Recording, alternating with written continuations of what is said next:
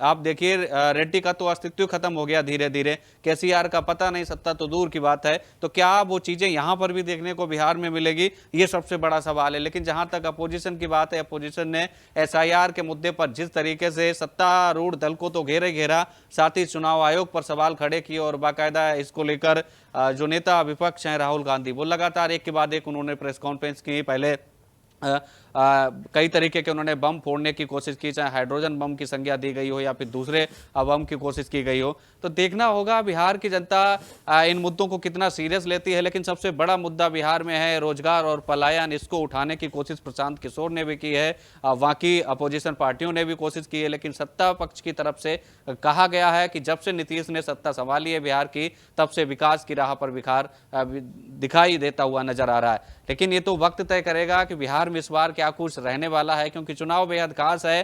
प्रशांत किशोर अलग हैं, महागठबंधन में कई पार्टियां हैं, एनडीए में कई पार्टियां हैं, और इन सबके इतर जो सबसे बड़ा मुद्दा एसआईआर को बनाने की कोशिश की गई है, क्योंकि मुद्दा तो बिहार से शुरू हुआ है लेकिन बाकी राज्यों में भी आने वाले दिनों में देखने को मिलेगा।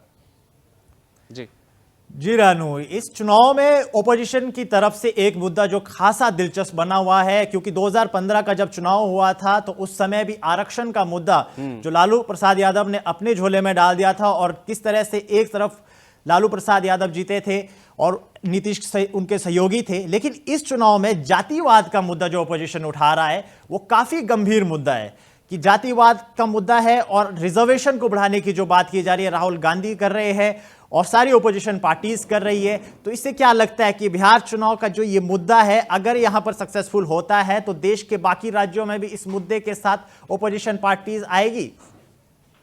देखिए, जातीय संग्राम हर चुनाव में देखने को मिलता है। लोकसभा चुनाव में हमने देखा किस तरीके से जातीय आधार पर सीटों का बंटवारा हुआ, यहाँ तक कि विपक्ष ने जाति जनगणना की जो कह सकते हैं मांग छेड़ दी थी। उसके बाद सरकार बैकफुट पर आई, केंद्र सरकार, और किस तरीके से जाति जनगणना कराने की बात कही गई। तो देखिए, जाति समीकरण हर चुनाव में देखने को मिलते हैं, और खासकर जब बिहार यूपी का चुनाव हो तो बिना जाति समीकरण को साइड करके आप चुनाव नहीं लड़ सकते।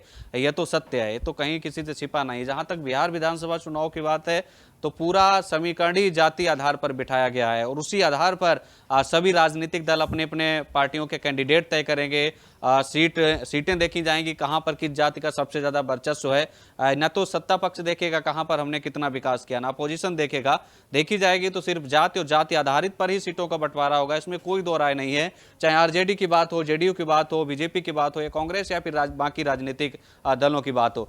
लेकिन देखते हैं कि इस बार बिहार में जिस तरीके से विकासवाद की एक पटकथा नीतीश कुमार की तरफ से लिखने की कोशिश की गई है, उसमें कितना दम है, और विपक्ष की तरफ से चाहे एसआईआर का मुद्दा हो या फिर दूसरे तमाम ऐसे मुद्दे हों, उनके उठाने की जिस तरीके से कोशिशें की गई हैं, वो कोशिशें कितनी सफल मिलती हैं। और बिहार चुनाव से एक बात ये भी स्पष्ट हो जाएगी बाकी राज्यों के लिए भी, अगर अपोजिशन के मुद्दे काम नहीं आते हैं तो दूसरे राज्यों में भी इसका व्यापक तौर पर असर दिख सकता है। क्योंकि अगले साल आप देखिए गुजरात में भी चुनाव है, पश्चिम बंगाल में भी चुनाव है, और फिर उसके बाद 27 का भी चुनाव लगा है, 5 राज्यों में चुनाव होना है। तो कहीं न कहीं बिहार से कई सारे संकेत जाएंगे और कई सारी परिस्थिति भी राजनीतिक तौर पर बदलती हुई नजर आएगी। जी, इस बार बिहार चुनाव एक प्रयोगशाला बन गया है। प्रयोगशाला इसलिए क्योंकि बिहार में एक नए पॉलिटिकल पार्टी जो प्रशांत किशोर की जन सुराज है, और जिस तरह से उसको अच्छा खासा समर्थन जमीनी स्तर पर मिल रहा है, तो क्या लगता है कि इस पार्टी की अगर ये सत्ता में आती है तो ये अपने आप में एक बहुत बड़ा वो होगा, देखा जाएगा कि जिस तरह से लैंडस्केप विक्ट्री होगी, अपने आप में एक ऐतिहासिक उदाहरण बन जाएगा। लेकिन अगर ये पॉलिटिकल पार्टी सत्ता में नहीं आती है तो क्या ये वोट कठुआ मानी जाएगी इस बार? देखिए, जितने भी नए राजनीतिक दल आते हैं उनको अक्सर यही कहा जाता है कि वोट कटुआ पार्टी हैं, वोट काटने की कोशिश करते हैं, यही अक्सर कहा जाता है।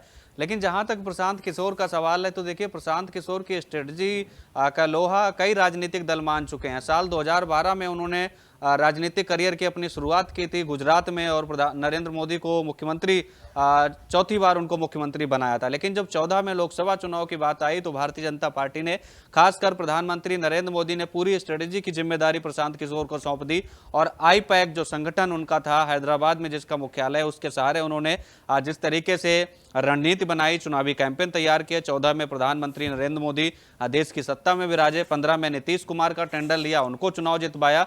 उसके बाद पश्चिम बंगाल का बात हो, ममता बनर्जी को सत्ता तक पहुंचाने की। हमसे जुड़े रहने के लिए हमारे YouTube चैनल को सब्सक्राइब करें और नई वीडियो की नोटिफिकेशन के लिए बेल आइकॉन को दबाएं।